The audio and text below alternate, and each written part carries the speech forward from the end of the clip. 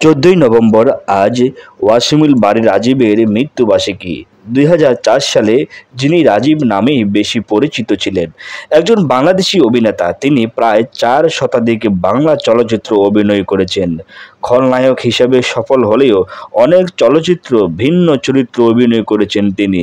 তার উল্লেখযোগ্য চলচ্চিত্রের মধ্যে রয়েছে তিনি দাঙ্গা 1952 সালে, হাঙ্গর নদী গ্রেনেড 1997, ভাত দে 1984 প্রভৃতি। 1982 সালে কাজী হায়াতের খোকন সোনা নামের একটি সিনেমায় দিয়ে চলচ্চিত্র অভিষেক হয় রাজীবের।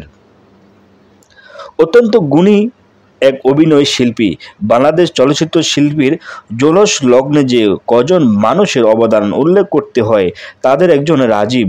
অভিনেতা, প্রযোজক এবং পরিবেশক সারা বাংলাদেশে ছিল তার জনপ্রিয়তা। পার্শ্ব চরিত্র শ্রেষ্ঠ অভিনয়ে 4 বার পেয়েছেন জাতীয় চলচ্চিত্র পুরস্কার। এছাড়াও বাচসাস সহ পেয়েছেন আরও অনেক পুরস্কার, পদক ও সম্মাননা।